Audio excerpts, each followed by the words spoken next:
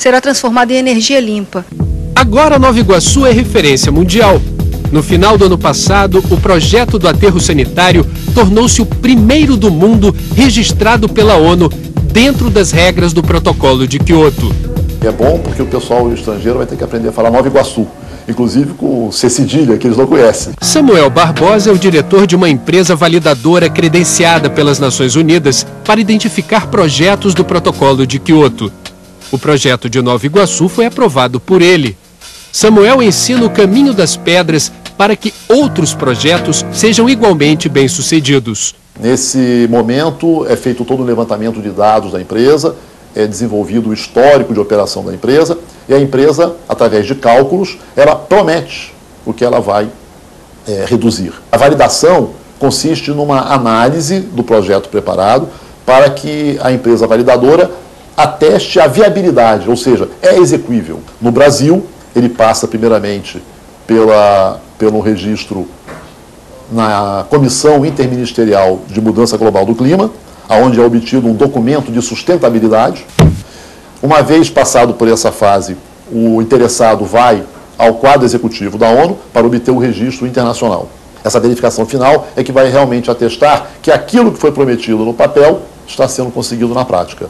E aí a empresa interessada recebe um documento que seria equivalente a um certificado que vai fazer uso para poder obter os créditos. Não é fácil captar recursos dos países ricos para projetos que reduzam as emissões de carbono nos países em desenvolvimento. Mas, apesar das dificuldades, tudo indica que este seja um mercado em expansão. No ano de 2004, nós vínhamos experimentando aí uma média de 5 propostas por mês. Em novembro, quando tivemos a notícia da adesão da Rússia ao protocolo, em 3 dias nós emitimos 18 propostas. Eu acho que isso aí é uma denotação da reação do mercado. Nuno Silva representa no Brasil os interesses de fundos europeus interessados na compra de projetos relacionados ao protocolo de Quioto. Nós contamos com 3 fundos, um do governo da Dinamarca, outro do governo da Áustria e um com o Standard Bank de Londres, com um valor de 32 milhões de dólares para aplicarmos em projetos de energias renováveis, projetos que reduzam as emissões de postos de empresas de petróleo, empresas de papel e celulose, siderurgia, e que tem uma componente social e ambiental bastante evidente. A expectativa do empresário é de que o Brasil dispute a liderança dos investimentos que terão como destino os países em desenvolvimento.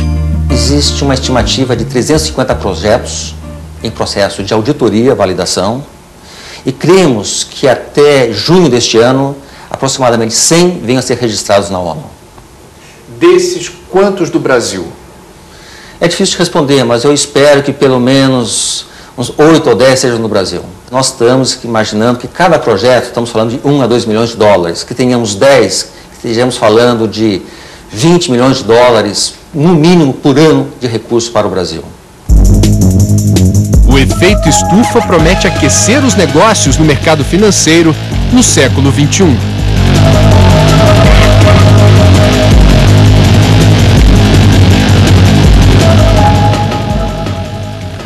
As árvores têm uma função importante no protocolo de Quioto. Os países industrializados podem investir em projetos de reflorestamento nos países em desenvolvimento, como o Brasil, para reduzir o estoque de carbono da atmosfera. Mas ainda há muitas dúvidas sobre a aplicação dessa regra. Dúvidas que cientistas brasileiros estão procurando responder com pesquisas inéditas no mundo.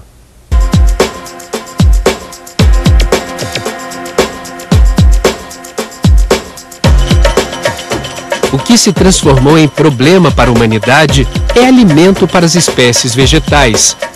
Toda árvore, quando cresce, retira carbono da atmosfera. Ele fica estocado na árvore até que ela deixe de existir. É quando o carbono é devolvido para a atmosfera.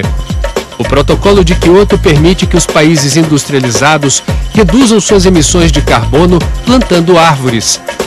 Mas como a prioridade do acordo é investir em energia limpa, as florestas têm uma participação tímida no universo das emissões a serem reduzidas, apenas 1%. Além disso, a ciência ainda não descobriu com exatidão como medir a quantidade de carbono em cada árvore. Uma mesma árvore plantada em solos diferentes, ela sequestra carbono diferentemente. Uma mesma árvore, se ela estiver, por exemplo, em determinadas estações do ano, ela tem diferenças no sequestro de carbono. Uma árvore em crescimento, se comparada com a mesma árvore adulta, também tem diferenças no sequestro de carbono. Quando se plantam florestas, a floresta absorve carbono. Então é fundamental que o comprador dos créditos saiba o que ele está comprando. Isto é, ele está comprando créditos que provêm de uma floresta que absorve 100 mil toneladas de carbono por ano. E se não for 100 mil, se for 50 mil, ele está comprando gato por lebre. Esse aqui é o problema. E, de fato, há problemas técnicos, porque a absorção do carbono ocorre não só na copa das árvores e no tronco, mas também no solo. E há certos problemas técnicos. Eu estou convencido de que nós vamos passar por uma fase de aprendizado, mas que esses problemas efetivamente são solúveis. O Laboratório de Mudanças Climáticas do Instituto de Botânica de São Paulo desenvolve um trabalho pioneiro no mundo. Aqui se mede a quantidade de carbono estocada em plantas nativas do Brasil e como cada uma dessas espécies absorve o carbono da atmosfera. As plantas crescem em ambientes distintos. Nessa câmara aqui é reproduzida a atmosfera como ela é hoje. Nesta outra, a quantidade de carbono é multiplicada por 2. Aqui dentro é reproduzida a atmosfera que o planeta deverá ter daqui a 50 anos.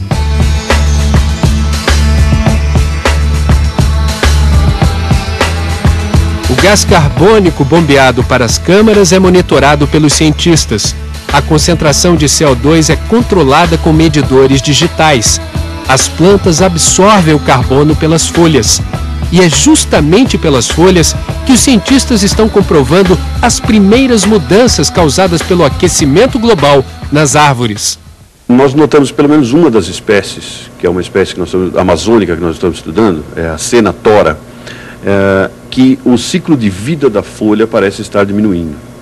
Isso pode significar que existe um aumento de radicais livres na planta. Assim como nós nos tornamos diabéticos com excesso de açúcar, a planta com excesso de carbono ela também aumenta o açúcar interno, isso nós vimos no jatobá, por exemplo, e isso pode estar levando as folhas a durarem menos tempo. E é possível até que isso leve a árvore a durar menos tempo, o que seria um efeito deletério do gás carbônico e das mudanças climáticas para as plantas.